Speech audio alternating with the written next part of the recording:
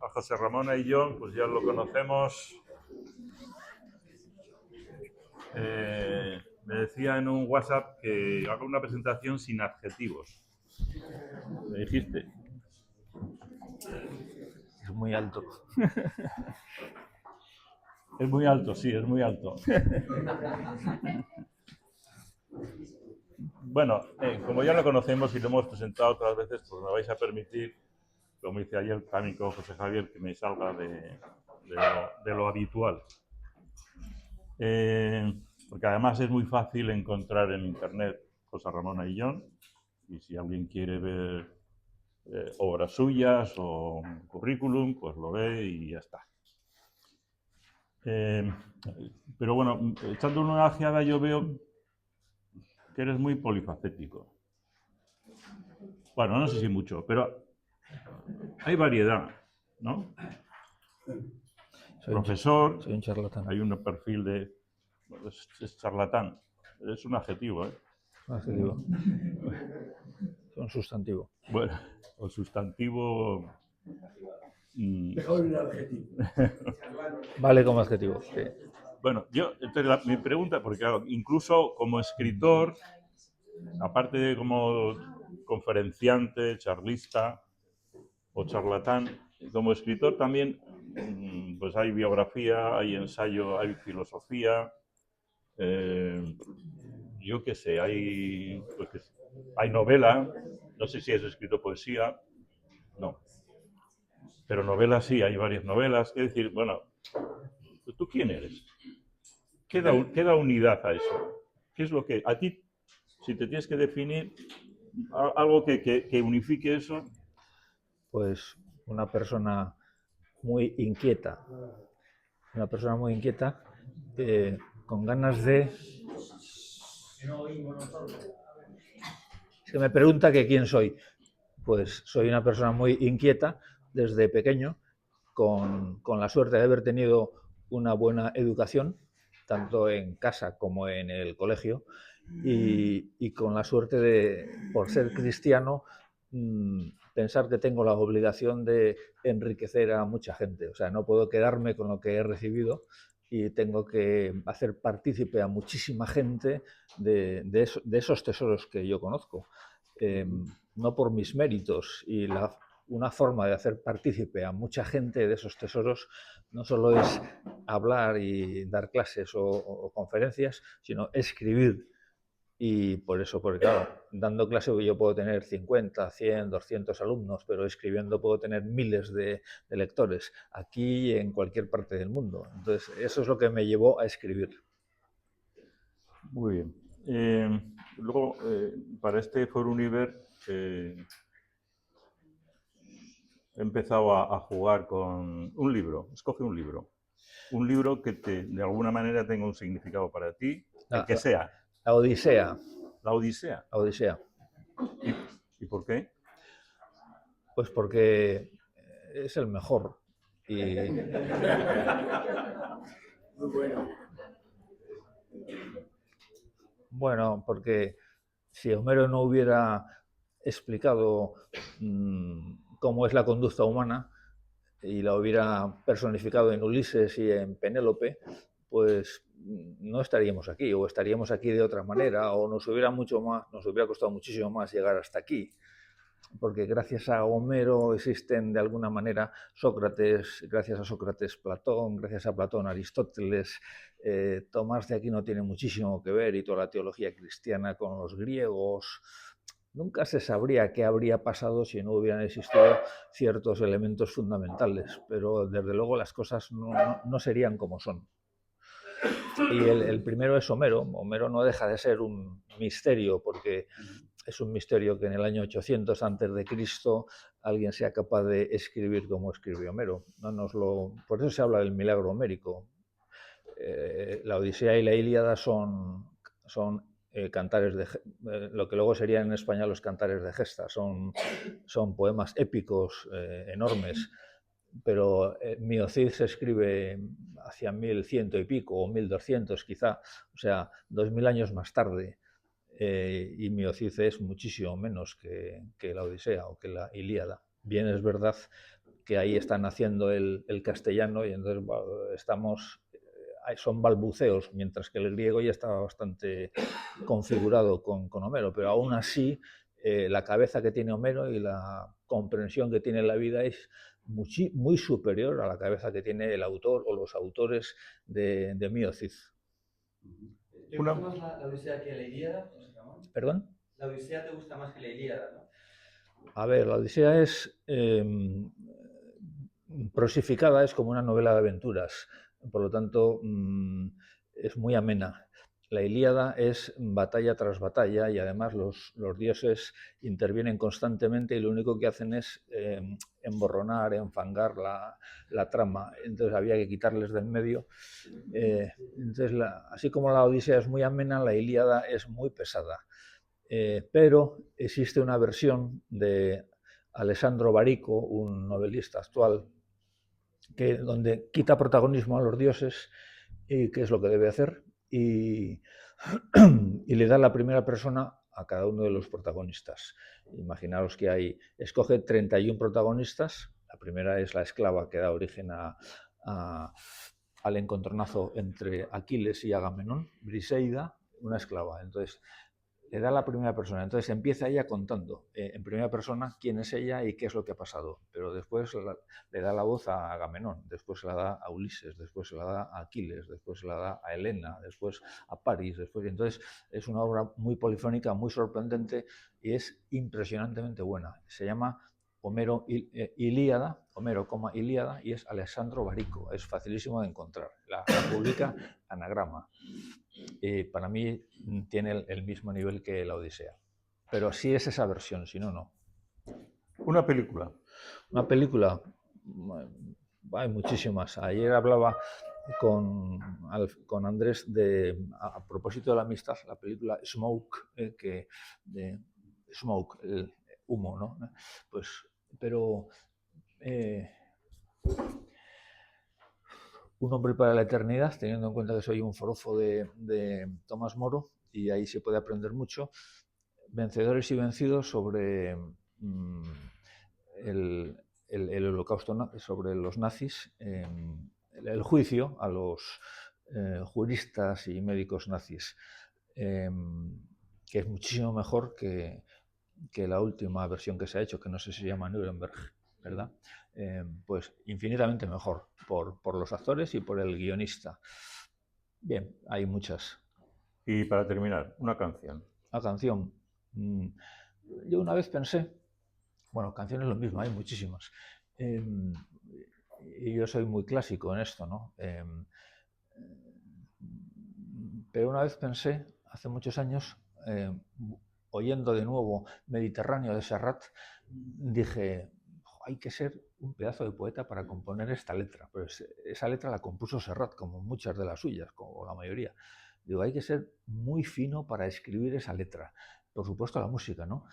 Y años más tarde, no sé si los 40 principales o Radio Nacional de España dijeron, bueno, vamos a elegir cuál ha sido la mejor canción española de los últimos 50 años. Y salió Mediterráneo. Muy bien, pues muchas gracias. Te conocemos un poquito mejor. Muy bien. Brinca, brinca. Vale. Bueno, tú me dices que quedan 10 minutos. Bueno, me ha dicho Andrés.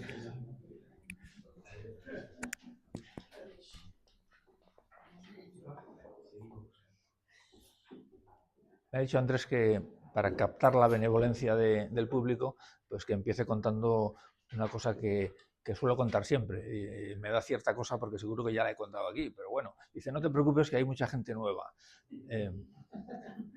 Cuando hay mucha gente nueva, yo suelo contar que vivo en Burgos, sin ser burgalés, vivo en Burgos, y que en Burgos, al ser una ciudad tan fría, pues eso influye en los burgaleses, que también tienen un carácter como muy duro, muy seco, de forma que siendo muy buenas personas, ¿no?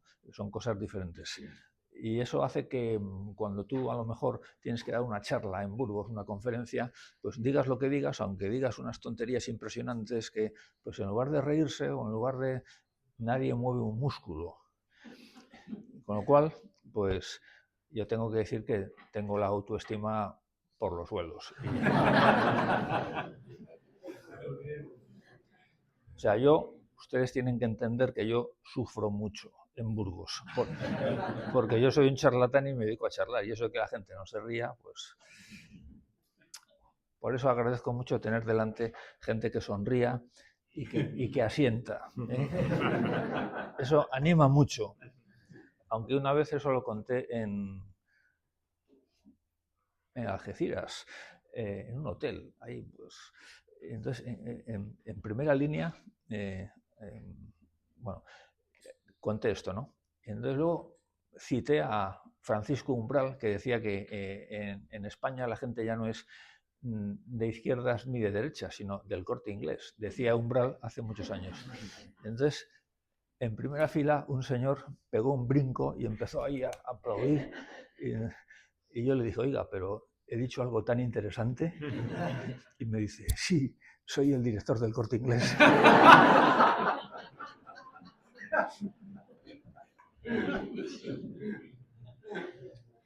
Bueno, pues dicho esto, vamos con el tema que me ha marcado Andrés y que no me ha resultado especialmente fácil, porque es el tema de la amistad. Yo le dije, Andrés, dame alguna pista porque se me está atragantando un poco. Y me dijo, bueno, pero si tienes ahí un texto en el libro Desfile de Modelos que a mí me encantó y tal. Entonces, pues releí Desfile de Modelos y efectivamente había un texto muy interesante. Pero no es lo mismo escribir un texto que contar en una conferencia. A veces puede funcionar, pero otras veces no funciona. Y en este caso yo pensé que no funcionaba. Entonces he tenido que preparar varias veces la misma conferencia porque he ido por diferentes sitios y al final pues ahora mismo no sé por dónde voy a empezar porque tengo varias posibilidades. Puedo empezar, por ejemplo, por el final. El final es siempre bibliografía, ¿no?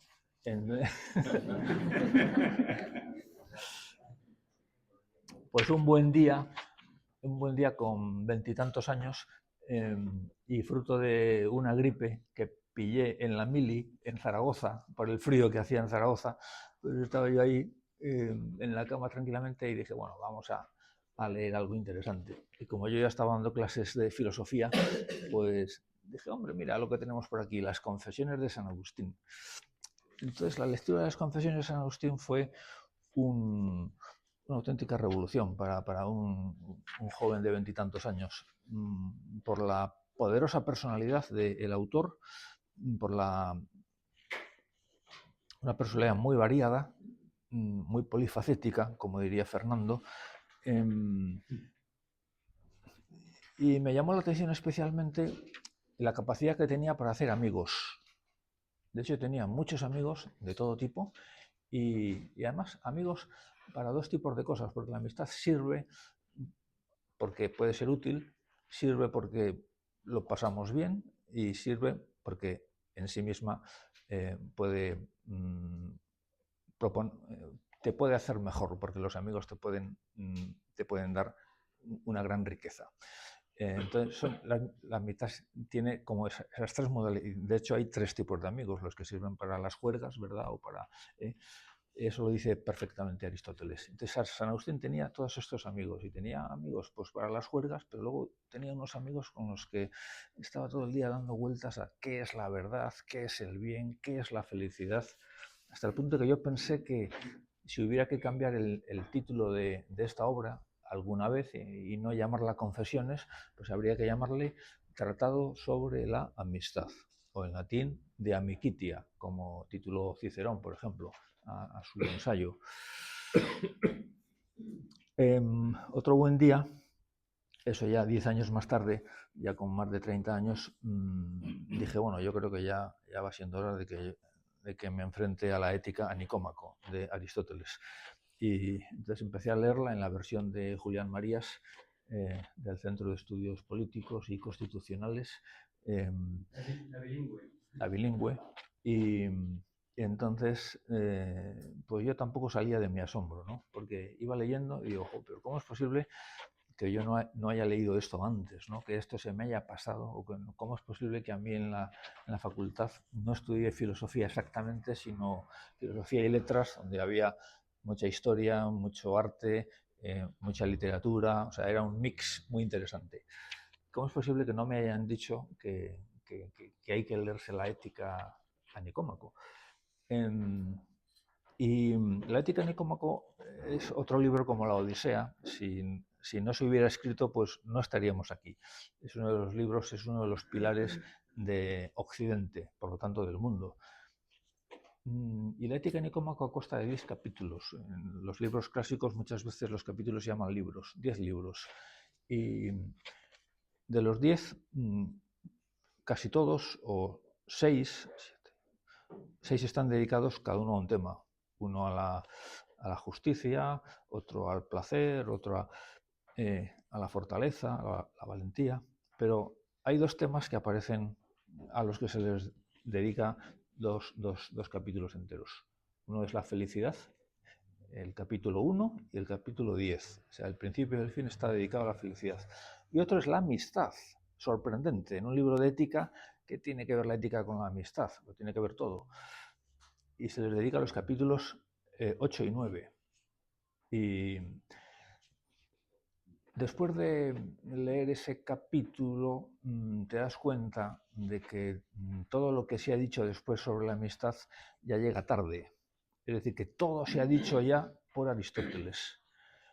Incluso empiezas a pensar llegas a pensar que para escribir esos 2 capítulos sobre la amistad, cualquier persona, no basta una vida. O sea, Aristóteles dice, tiene que tener una experiencia extraordinaria, o sea, pero esa experiencia no la adquieres en 50 años de vida, en 60 años de vida. O sea, ¿cómo se puede saber tanto? Lo analiza por arriba, por abajo, por la derecha, por la izquierda, por dentro, pone ejemplos de todo tipo. Digo, pero ¿cómo es posible saber tanto?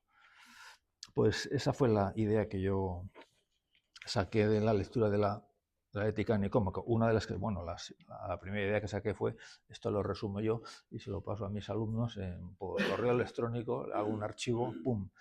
Y sobre la marcha también lo publiqué en forma de un librito, porque eran pocas páginas, porque me parecía una joya, ¿no? Otro día leyendo a Jenofonte, porque Jenofonte tiene una biografía de Sócrates, pues te encuentras con lo siguiente. Un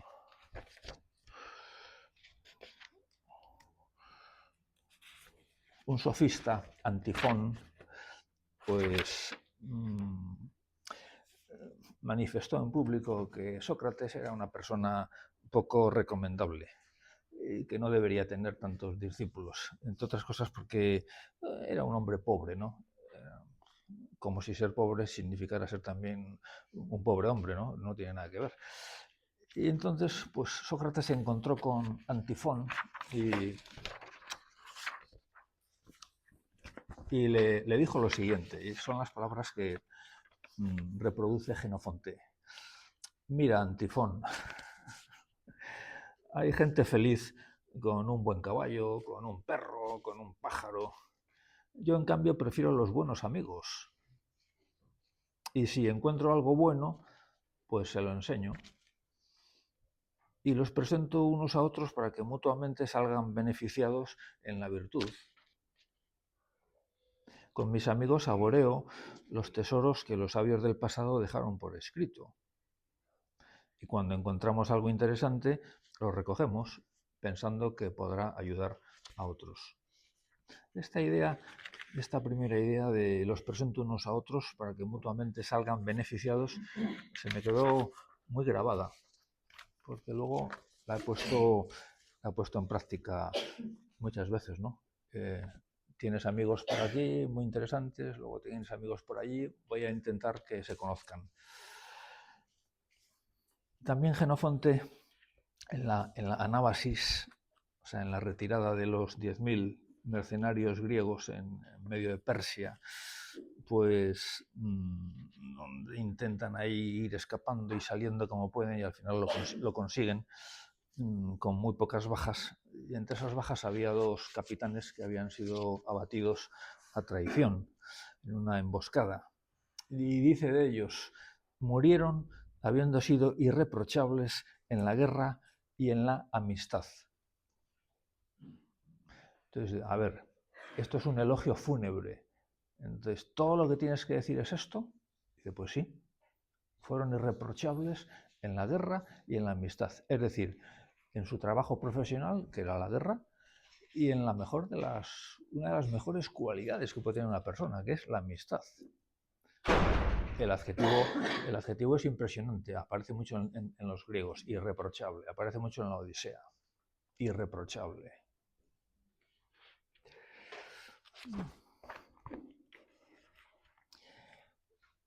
Otro día, pues lees de Amicitia, o sea, un breve ensayo sobre la amistad de Cicerón, y dices, bueno, esto está mucho mejor escrito que Aristóteles, entre otras cosas porque Aristóteles no escribe sus obras, él está dictando a sus alumnos y luego pues lo van recogiendo como pueden y mucho tiempo más tarde aquello se publica. Cicerón no, Cicerón pule hasta la extenuación sus textos y es un escritor espectacular. Qué bien escrito está, pero todo esto que dices ya me suena. O sea, todo esto ya lo ha dicho Aristóteles, incluso con mucha más penetración e inteligencia que tú, que es decir mucho, porque Cicerón no tenía un pelo de tonto.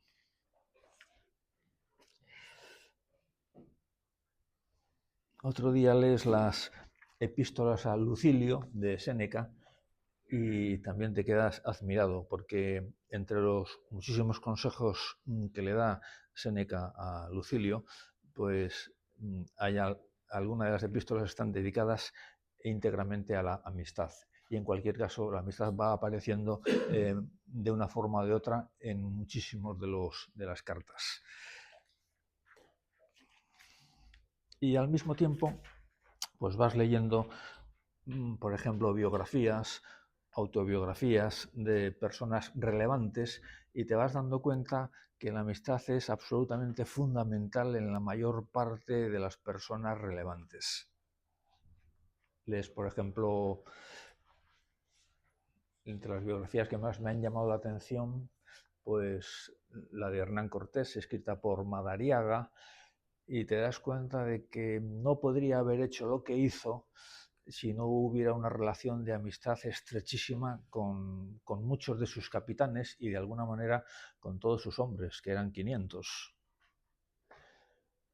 Es decir, no se le sigue a una persona hasta la muerte solo porque sea el mejor soldado, porque hay una relación de amistad muy fuerte, al menos con los capitanes, como pudo tener el Cid con los suyos. O sea, nadie da la vida pero si es amigo, eso ya es otra cosa. Y si me ha demostrado la amistad, pues eso lo vi en la biografía de Hernán Cortés de Madariaga, o lo ves en Edith Stein, cuando lees Estrellas Amarillas y ves la descripción que te hace de la Universidad de Gotinga en los años inmediatamente anteriores a la Primera Guerra Mundial, y cómo hay un maestro que es Edmund Husserl, el padre de la fenomenología, y cómo en torno a Husserl pues aparece Max Scheler, que son discípulos, y von Hildebrand y Reinach, y a ella la aceptan ahí en el último momento, pues porque era más jovencita y porque además era la única mujer, pero no solo la aceptan, sino que son muy amigos suyos. Entonces te das cuenta de cómo lo pasaba esta gente, lo bien que se lo pasaban, hablando de filosofía, ojo, no. Y entonces ella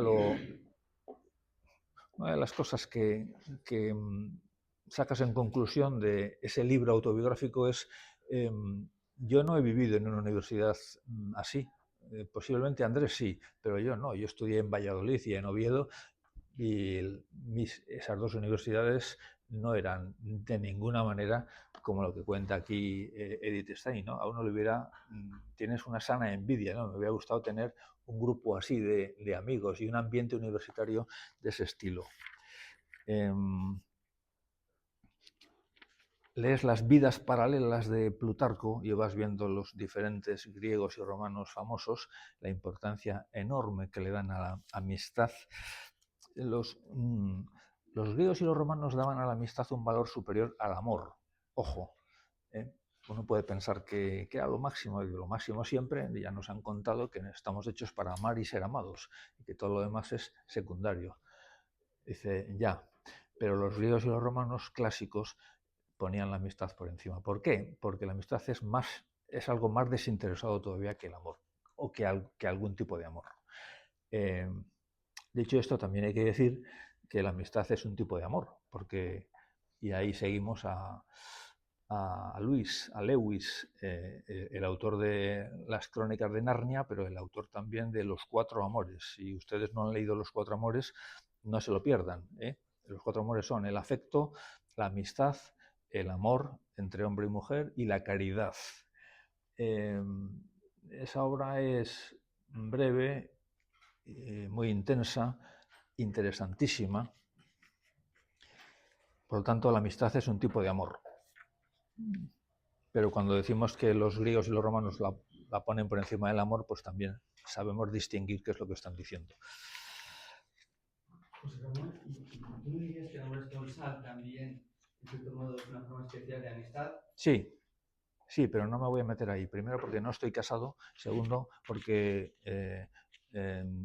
me desviaría. O sea, no tengo como autoridad para... y porque me desviaría. Pero sí, clarísimamente. ¿Puedo hacer una pregunta? Sí, por supuesto. ¿Por qué yo soy cura? Sí. He tenido esa suerte, pero no por Sí. mi culpa, sino por la de nuestro Señor Jesucristo. Sí. ¿Por qué ha influido tan poquísimo en la amistad en los curas? En los seminarios. Es un grave error, sí. Pues, ¿Por qué? Siendo además tan clásicos como sí. siempre ha sido la escolástica. Sí. ¿Y por qué a nosotros nos han separado hasta de la familia? Yo no tengo respuesta para eso. Vale, pero es que yo tengo la duda. No la tengo. Como para tantas cosas. Aunque en la universidad, cuando los alumnos te preguntan, oiga, ¿y esto? Y tú dices, mira, eso no lo sé, pero los alumnos, hay profesores que jamás dicen esto no lo sé, porque les parece que van a perder autoridad. Es al revés, ganas autoridad. Es más, mis alumnos no se creían que yo les dijera que no lo sabía. Bueno, seguro que lo sabe, ¿cómo no lo vas a saber? Lo que pasa es que no tiene tiempo para contestar y tal, pero ellos pensaban que tú lo sabías. Pero si no lo sabes, da igual, pues ya, tú déjame que lo estudie yo y te lo cuente mañana o la semana que viene. Bien. Es que me ha chocado siempre. Sí. Tan clásicos, o los seminaristas, por ejemplo, nos apartaban de la familia. Ya. O sea, verdaderamente yo me acuerdo de un psiquiatra que vino de Inglaterra Sí. y nos dio una conferencia en la Universidad de Navarra. Sí. Y yo le dije, perdone usted, pero está hablando con los más ineptos de este mundo para poder entender. Ya. ¿Puedo seguir? Sigo. No, me corto.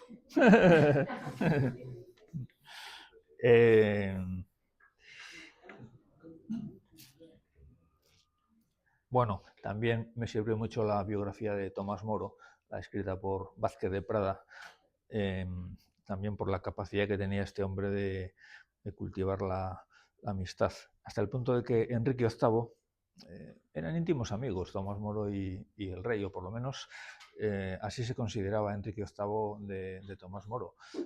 Otra cosa es que luego las cosas degeneran y pues, las pasiones son las pasiones y el ser humano es el ser humano. Pero eran íntimos amigos, hasta el punto de que Enrique VIII intentaba siempre que podía comer con Tomás Moro, pero porque se lo pasaban muy bien. O sea, también porque Tomás Moro era muy chistoso y entonces sacaba a sacar punta a todo y el rey se moría de risa con él, ¿no? Tomás Moro intentaba comer con su mujer y con sus hijos todo lo que podía, pero claro, el rey es el rey, entonces acababa comiendo con el rey. También me sorprendió la capacidad que tenía Julián Marías, leyendo su autobiografía Una vida presente, creo que se llama, pues la capacidad que tenía para la amistad. Me sorprendió von Hildebrand, un personaje perseguido a muerte por Hitler en Austria, luego en Alemania, luego en Italia. Su segunda mujer, Alice, murió la primera, se fue a Estados Unidos, se casó, y su segunda mujer, Alice von Hildebrand, cuenta que en la biografía Alma de León, que ella piensa que su marido, por medio de la amistad, convirtió a un centenar de intelectuales. que se dice pronto, un centenar de personas muy relevantes, pero no por la argumentación, porque por mucho que tú discutas, de la discusión nunca sale la luz, y menos entre los españoles. Jamás se ha oído decir que un español modifique su postura un medio milímetro después de discutir algo, ¿no? Todo lo contrario, está más reafirmado, ¿no? Pues yo más, pues no sé qué, o y tú más. Y, pues cuando hablamos de la conversión de 100 amigos, uno puede pensar, bueno, la amistad es de cara a la expansión del cristianismo, el cristianismo se expandió gracias a la amistad, pero desde el principio, los primeros apóstoles son amigos, entonces el uno le dice al otro, ven conmigo, ven y verás. Oye, pues me he enterado que los primeros apóstoles y los primeros discípulos, todo es un boca a oreja, tal, se van contando. Y bien, eso ha sido siempre así. Otra de las biografías, otra de las personas que más me han marcado en la vida es Chesterton. Pues Chesterton tenía una capacidad infinita para hacer amigos. Y la gente también, decía uno de su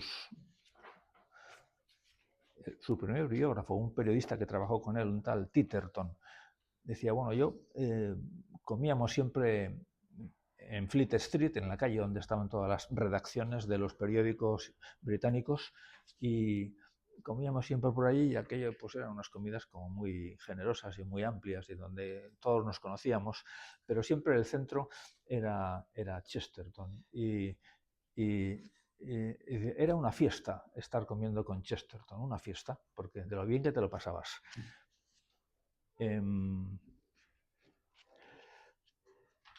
Pues el propio Chesterton no se sabe exactamente por qué se convierte, porque él nunca lo dice, o sea, te va mareando en su propia autobiografía, pero nunca te dice, y yo me convertí por esto, porque además no fue un momento, sino fue un proceso de muchos años.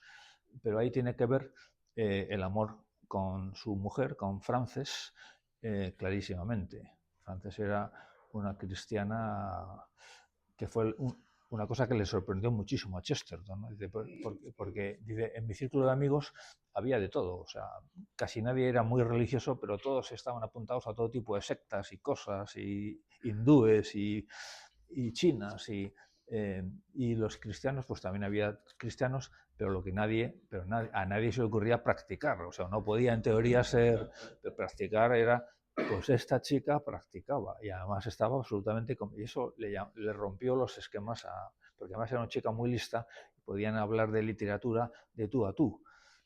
Entonces, la amistad con Frances, la amistad con Hilaire Belloc. Hilaire Belloc era otro tipo, bueno, fueron uña y carne, los dos durante muchos años. Y Belloc sí era católico de cuna, pues su madre había sido discípula del cardenal Newman en Birmingham, en el oratorio de Birmingham, y a Belloc, teniendo el mejor expediente de Oxford en historia, pues, y siendo el presidente de la Oxford Union, de la Asociación de Antiguos Alumnos de la Universidad, que era un cargo importantísimo, eras una personalidad, pues no le dejaron ser profesor de Oxford, teniendo el mejor expediente. ¿Por qué? Porque es usted católico y no nos interesa que usted esté aquí dando clase. Entonces, claro, eso no le sentó nada bien a Belloc, que era un tipo muy chulo y muy combativo. Entonces, a partir de ese día fue todavía más chulo y entonces convirtió a un montón de gente al catolicismo y los hizo pasar del anglicanismo al catolicismo. Era un tipo que no se le ponía nada por delante. Chesterton, cuando le conoció, se llevaban 4 años de edad. Belloc era, creo que 4 años, no sé si eran, yo creo que era 4 años mayor que Chesterton, pero no estoy seguro. Porque se llevaban 4 años con Cecil Chesterton, otros 4 o 5 más joven. Cuando Chesterton conoció a Belloc, en una conferencia que estaba él hablando, escribió: este hombre, esto no es un hombre, esto es una carga de caballería.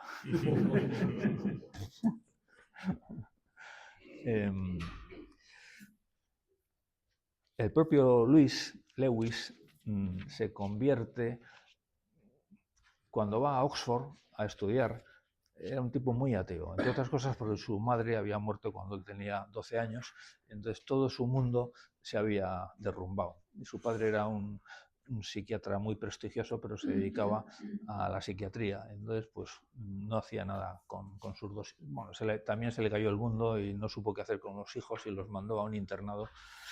Entonces pues Luis es un chaval que sufrió mucho y cuando llegó a Oxford, pues le dijeron: en Oxford tienes que tener mucho cuidado con 2 tipos de personas, los católicos y los filólogos.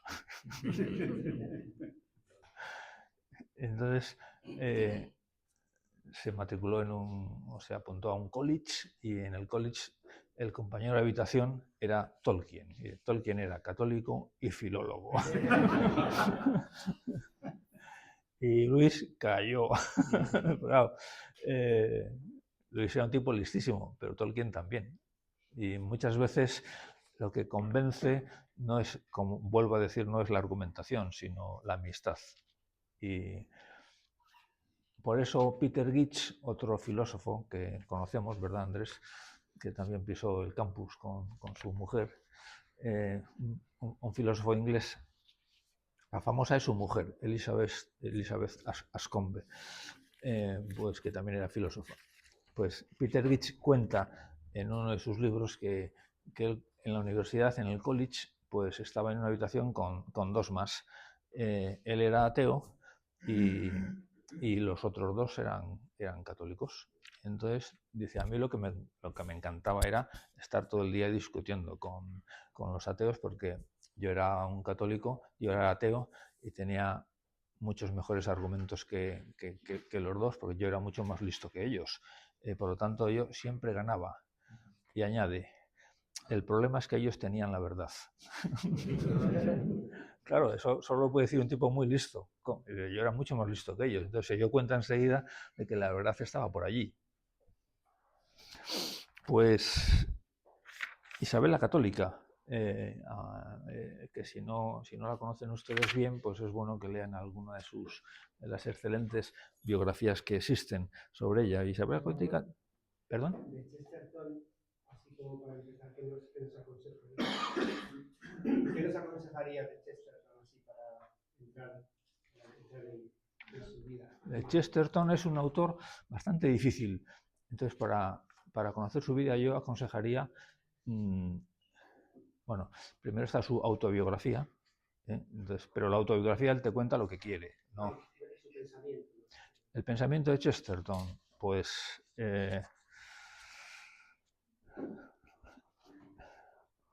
a ver, los 2 mejores ensayos son Ortodoxia y El hombre eterno, pero son muy difíciles. mis alumnos me dicen, oiga, yo creo que me he enterado del 10%, ¿esto es normal? Digo, sí, es normal.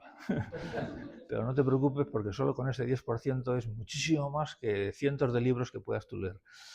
Entonces, ortodoxia, gracias a Dios, ha sido traducido, anotado y introducido por Juan Luis Lorda, un profesor de Navarra. Entonces, la versión de Lorda, que le ha llevado 20 años, viviendo además entre gente de habla inglesa, como digo, está perfectamente anotada. Eso se echaba en falta. La versión de Lorda es insuperable. Está en Rialp. Entonces, tú, ortodoxia Rialp. En cambio, eso no sucede con el resto de las obras de Chesterton, ¿no? Y no sucede con El hombre eterno. Entonces, El hombre eterno es un ensayo de filosofía y teología de la historia para explicar por qué Jesucristo es lo máximo en la historia humana.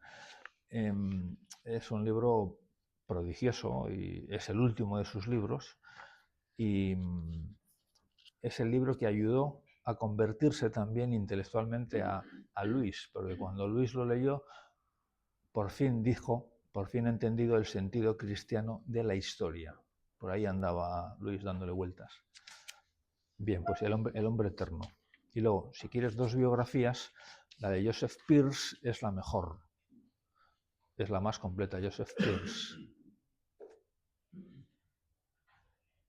Y luego hay otra biografía titulada El hombre que fue Chesterton, porque él tiene una novela que se llama El hombre que fue jueves. Entonces hubo un autor que no recuerdo bien que escribió El hombre que fue Chesterton. Esa es una muy buena biografía. Dale ahí yo.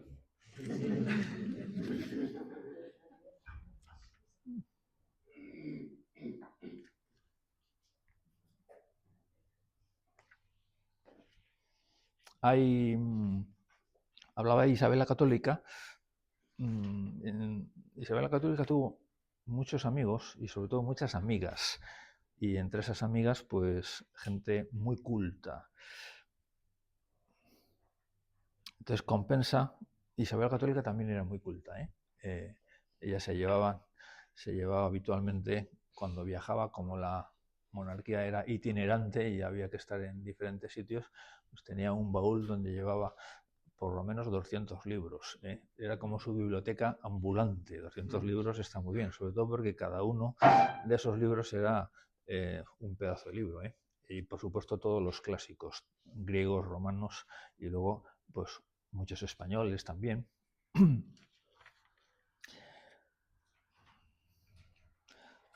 Fue un descubrimiento. Sophie Scholl, la única chica de ese grupo que intentan boicotear a Hitler, y ese grupo que se llamó La Rosa Blanca, donde solo pertenecían chicos porque los chicos no querían que se enteraran ni sus novias ni sus hermanas, porque sabían que iban a morir, los iban a pillar y les iban a fusilar a todos, como así sucedió. Pero Sophie se enteró porque era la hermana del líder y entonces estuvo dando la lata hasta que no les quedó más remedio que admitirla. Y pues, la historia de la Rosa Blanca, por poner un caso muy, muy moderno ya, es la historia de unos amigos también. Es impresionante cómo son amigos de la Facultad de Medicina de Múnich y cómo se juegan la vida. Aunque más me ha impresionado todavía, bueno, más no, es diferente. También historias de nazis y de, pues, Etty Hillesum, esa holandesa que es como Ana Frank, una chica de Ámsterdam, pero en lugar de tener 15 años tiene 28 años. Y que también muere en Auschwitz, igual que Ana Frank. Entonces, ¿Tienes un libro sobre Sophie Scholl? Sí. Con mis alumnos en clase. Sí. Muy bueno. Sí. Bueno, es que todos estos autores, lógicamente, los he trabajado mucho. No estoy hablando de oídas. No es que me hayan contado. Pues Etty Hillesum, lo primero que se publicó en España es un conjunto de cartas. Y las cartas las escribe Ella pertenece al Consejo Judío. El Consejo Judío, como sabéis, es un órgano que escogen en cada ciudad los alemanes, un órgano compuesto por varios judíos relevantes para que sean esos judíos los que les den toda la información sobre el resto de los judíos, sobre todo quiénes tienen dinero y cómo lo tienen, dónde lo tienen, o sea, quién es quién, quiénes son los judíos importantes. Así les evitan mucho trabajo a los alemanes y de paso les prometen que a ustedes les trataremos muy bien y cuando llegue la solución final y nos carguemos a todos los judíos, ustedes salvarán la vida. Bueno, pues el Consejo Judío es un tema del que los judíos actuales no quieren ni oír hablar, claro, porque son ellos mismos los traidores contra sí mismos. O sea, no es que, porque claro, los judíos son muy victimistas, ¿no? Bueno, es que todo el mundo nos odia. Bueno, y ustedes, o sea, parte del holocausto fueron ustedes los culpables. A eso solo se atrevió a decirlo, de verdad, Hannah Arendt, que para colmo, bueno, cuando escribió libros Eichmann en Jerusalén y bueno, tocó este tema, ¿no? El tema de la colaboración de los judíos con el colaboracionismo de toda la vida, ¿no? Y claro, el problema es que Edith Stein, digo que Hannah Arendt era judía encima, ¿no? Porque si lo dijera otra persona, pues todavía, ¿no? Pero es que esta es judía y es reconocidísima en todo el mundo. Entonces pues, la tacharon de todos los sitios y intentaron condenarla al ostracismo. Bueno, pues Eti Lesum pertenecía al Consejo Judío, aunque en este caso no se puede hablar de colaboracionismo ni muchísimo menos, porque tú pasabas por allí y aparte que la llevaron, pertenecía al Consejo Judío como secretaria y luego pues como agente social y enfermera. Total que y porque en el primer campo en el que estuvo ni siquiera era un campo de concentración, era un campo de refugiados en Holanda, en Westerbork.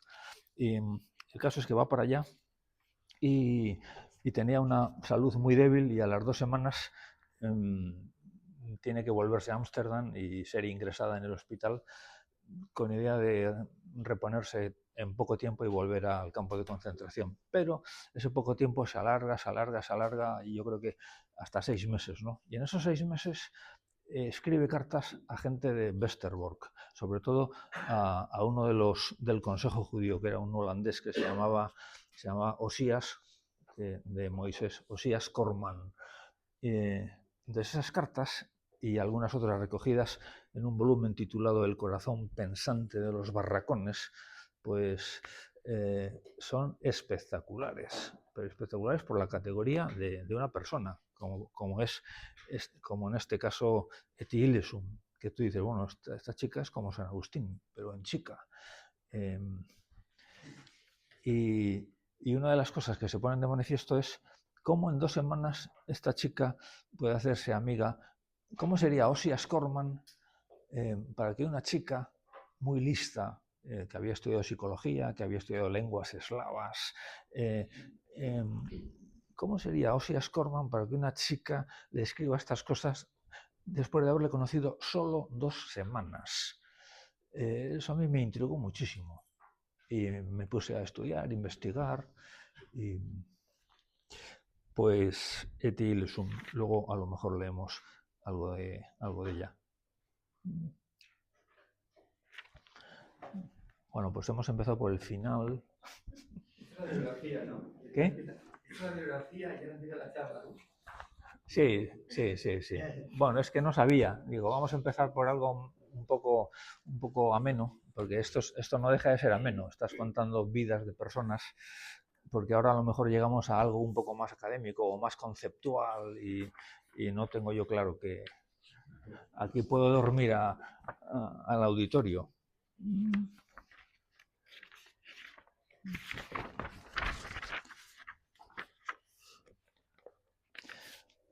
Dice Aristóteles, bueno,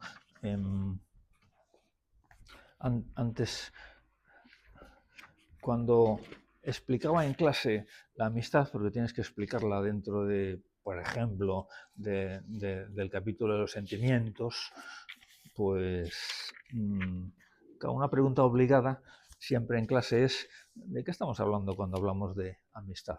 Lo mismo que de qué estamos hablando cuando hablamos de evolución, o de qué estamos hablando cuando hablamos de, en general, cualquier tema, del amor, por supuesto, ¿no? Cualquier tema hay que intentar llegar cuanto antes a una definición, aclararnos para saber de qué estamos hablando. Y porque todo el mundo tiene experiencia de muchas cosas y por supuesto de la amistad, pero en el momento en que te dicen defíneme qué es, pues es como San Agustín, que decía sobre el tiempo, dice, si nadie me pregunta lo que es el tiempo, yo sé lo que es, pero si en el momento en que me lo preguntas ya no lo sé.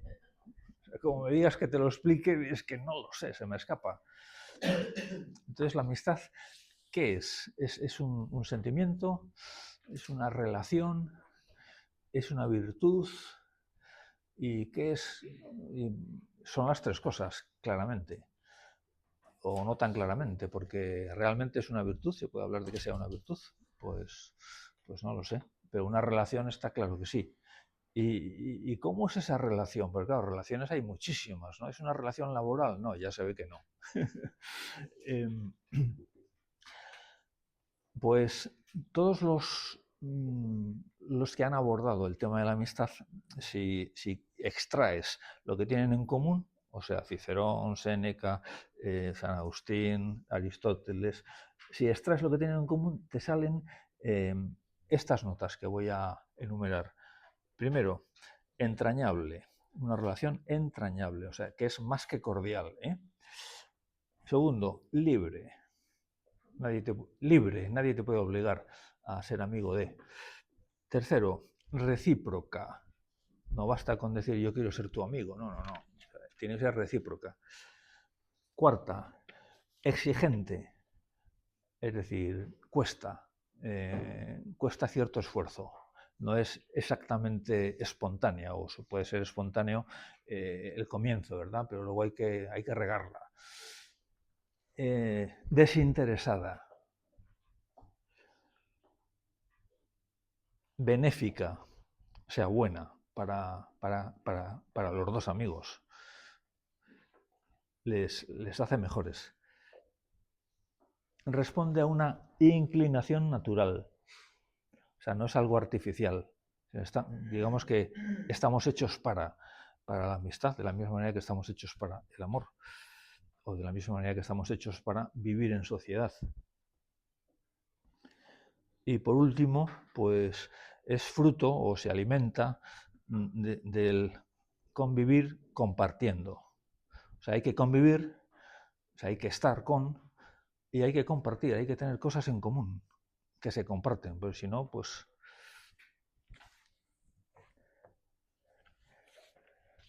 Y sobre todo esto, sobre cada una de estas características es sobre las que me gustaría explicar un poco de cada una de ellas, si os parece bien. Muy bien.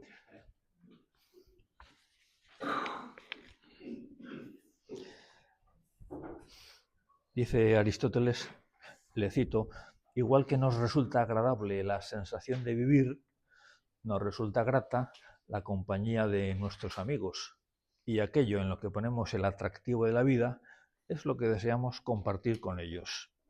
Bien, esta es una primera cita. Cuando Aristóteles advierte que lo propio de la amistad es crear fuertes lazos afectivos entre individuos, pues se da cuenta o lo convierte la amistad en un concepto básico no solo de su ética, sino de su filosofía política, porque la ética para los griegos tenía un valor instrumental, era lo que servía sobre todo para la política, porque estaban convencidos de que la polis no podía sostenerse si sus componentes, si los ciudadanos eran una panda de mangantes. Es decir, o tienen un comportamiento ético o si no, se nos hunde el invento. Los griegos son los primeros las primeras personas de la historia de la humanidad que deciden por sí mismos qué forma de gobierno se van a dar, porque no les viene impuesta ni ninguna monarquía, ningún imperio encima. Son los primeros libres de la historia de la humanidad y se dan cuenta de que, y por eso inventan la democracia, pero se dan cuenta de que esa democracia o esa libertad no puede existir si lo que tiene son elementos que están defectuosos o muy corrompidos. Entonces necesitamos gente muy buena, porque sin gente buena este invento se nos hunde. Corrompemos la forma de gobierno y la sociedad.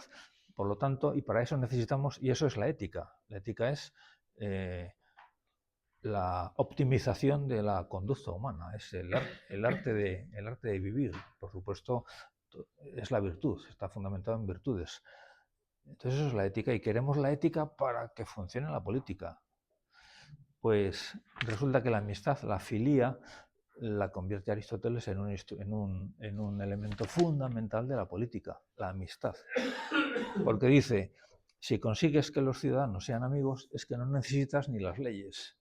No necesitas la justicia, si ya son amigos. Porque dice Aristóteles, lo propio de un buen gobernante es buscar la concordia, porque si consigue la concordia, ya lo ha conseguido todo. Que es justo lo contrario de lo que vemos en otros gobiernos, o en otros países, o en otras ideologías, que lo que buscan es lo contrario, la discordia, porque también si consigues que todo el mundo se odie y tú eres un experto en a río revuelto, ganancia de, pues si eres experto en manejar eso, y las ideologías les gusta eso, les gusta dividir, odiarse. Eso no suena mucho eso. Claro, eso nosotros lo entendemos perfectamente.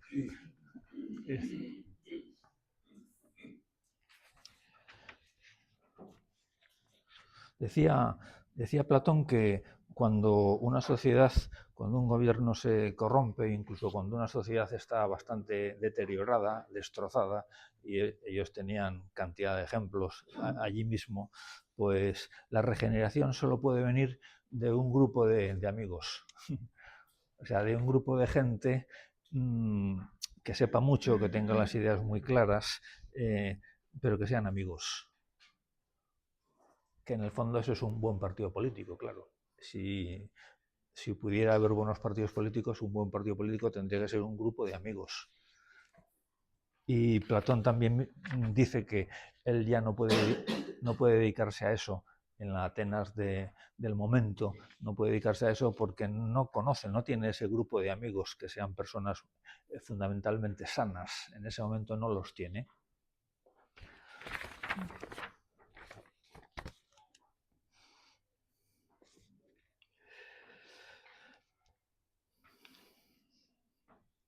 Antes, cuando decíamos relación entrañable, pues entre los muchos amigos que tiene San Agustín y que aparecen en Confesiones, hay un párrafo que les voy a leer. Me hice íntimo amigo de un antiguo compañero de estudios. Los dos éramos jóvenes, pero he aquí que le dio una fuerte calentura y murió. Antes pasaban estas cosas, te daba una fuerte calentura y te morías. No, eso ha pasado toda la vida hasta hace 4 días, ¿no?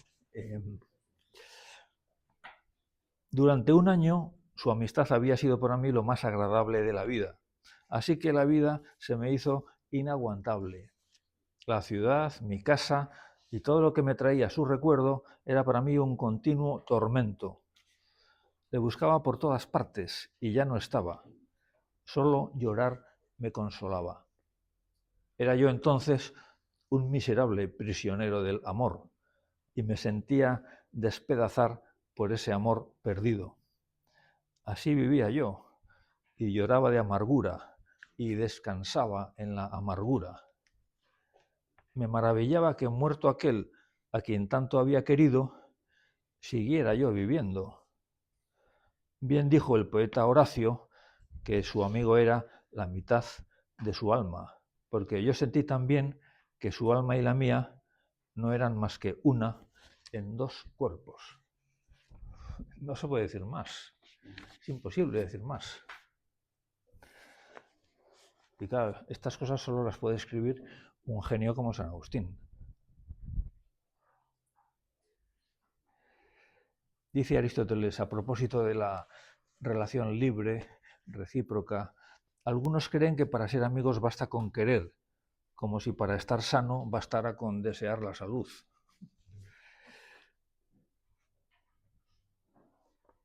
La reciprocidad requiere, dice Aristóteles, cierta igualdad. Hay que subrayar la palabra igualdad, porque la amistad es una relación que se da entre iguales, o mejor dicho, cierta igualdad. Ya sé que hay excepciones y a todos se nos ocurren. La igualdad es una igualdad en lo económico, en lo cronológico, en la edad, en el nivel social, en el nivel cultural. Dice Aristóteles, se ve amenazada cuando se produce entre los amigos, o sea, la amistad se ve amenazada cuando se produce entre los amigos una gran diferencia en virtud. Es decir, cuando uno es muy virtuoso y otro, pues, en vicio, cuando uno pues, se hace excesivamente vicioso, y en prosperidad. Uno de repente pues, le toca la lotería y o gana un sueldazo y prosperidad o cualquier otra cosa.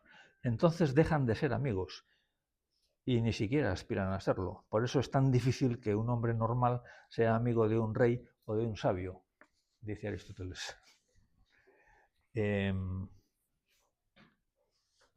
Cicerón, comentando esto, dice que si los vicios de una persona manchan a sus amigos, pues hay que intentar aflojar esa amistad, dice él, poco a poco. No romperla bruscamente, sino descoserla, a menos que se haya cometido algo intolerable que exija romper sin contemplaciones. En cualquier caso, una amistad rota no debe dar paso a la enemistad, pues es indigno hacer la guerra contra un antiguo amigo.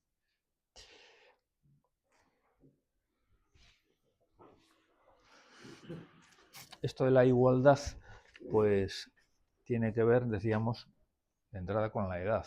O sea, uno claro que puede ser amigo de una persona mucho más mayor o mucho más joven, pero no es lo habitual.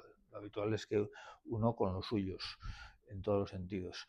También en nivel cultural, en nivel social.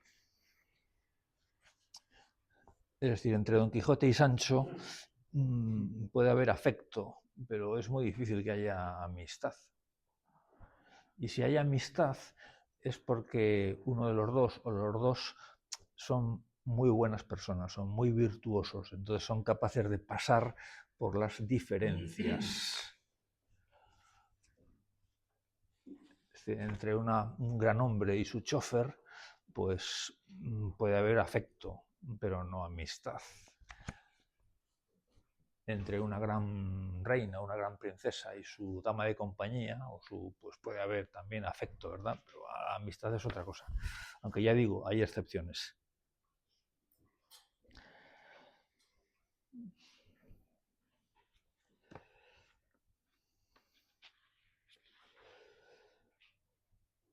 El tema de la exigencia, la amistad es una relación exigente.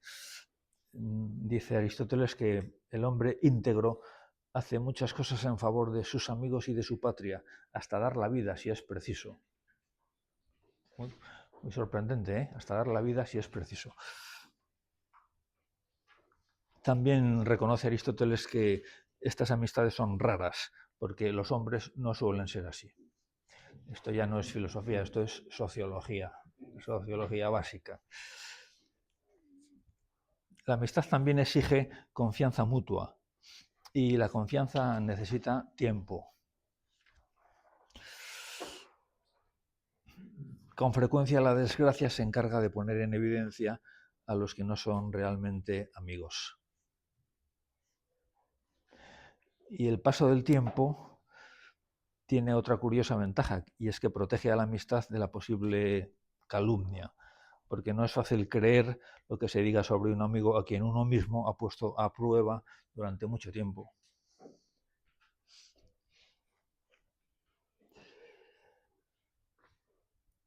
Como la intimidad requiere tiempo y es difícil, no es posible ser amigo de muchos con amistad perfecta. Es decir, Aristóteles se plantea el tema de, ¿se pueden tener muchos amigos íntimos? Dice, no. Primero, pues no tienes tiempo de cultivar muchas amistades muy buenas, ¿no? Es un problema de tiempo. En cambio, por interés o por pasarlo bien, es posible tener bastantes amigos. Pues ambas condiciones las reúnen muchos y no requieren demasiado tiempo. Pero si usted es un amigo de juergas, pues cuando debe de juerga, pues ya está. Y por interés, pues le llamo cuando le necesito, pero si no le necesito, pues... El tema de la exigencia, dice Cicerón, que lo que se pide a los amigos sea honroso.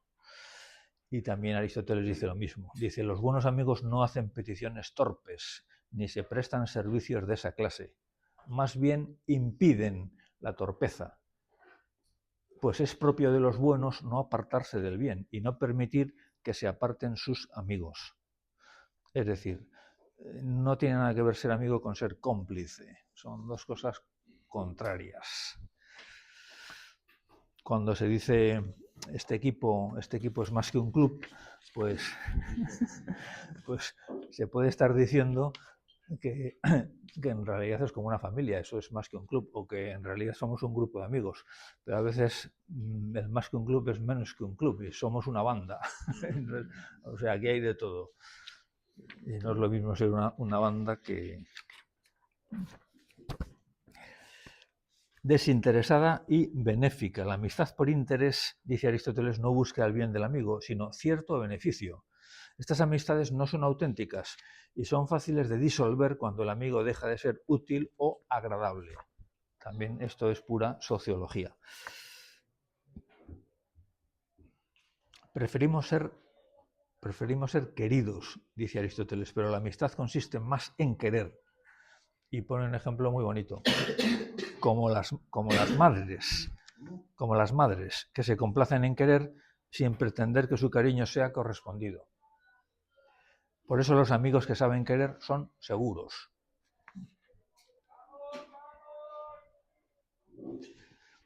Luego propone un bonito programa para desarrollar con los amigos en 3 puntos. Dice, con desinterés ayudaremos a nuestros amigos antes de que nos llamen. 2. Participaremos con gusto en sus alegrías. 3. Y seremos remisos en aceptar favores, porque no es noble el ansia de beneficios. O sea, sí, aceptaremos favores, pero 5 minutos.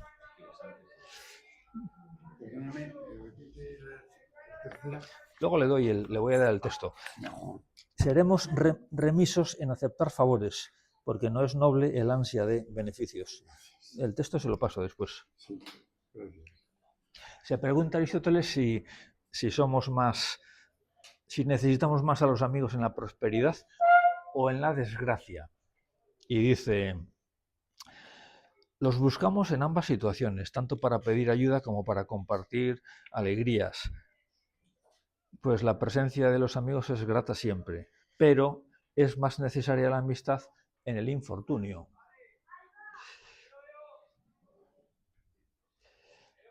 Sobre lo benéfica que es la amistad, Luis comenta que dentro de un grupo de amigos íntimos, y él lo tenía, y se reunían en sus propias habitaciones del college del que era profesor, pues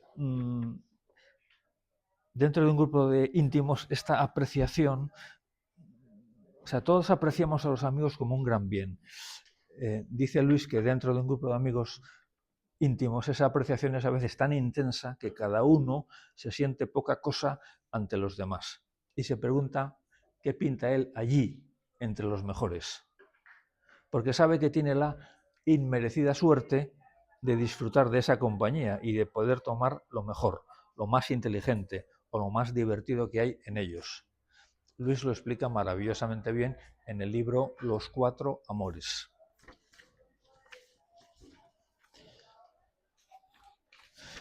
Y fruto del convivir compartiendo. Ya termino con dos citas. Una es de Cicerón, que habla muchísimo de uno de los Escipiones, del que es íntimo amigo y se pasan la vida pues juntos. De todos los bienes regalados por la fortuna, ninguno comparable a la amistad de Escipión.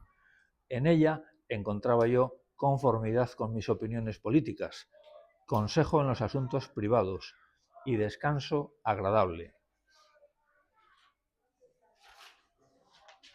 Una era nuestra casa, uno nuestro alimento, y tomado en común.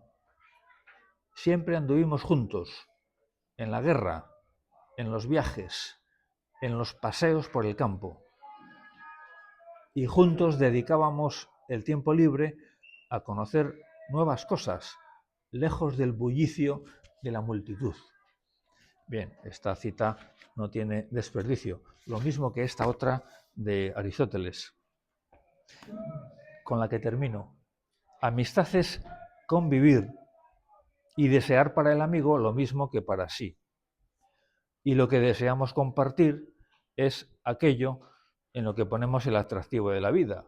Por eso, unos beben juntos, otros disfrutan con el mismo juego, o practican el mismo deporte, o salen de caza, o charlan de filosofía,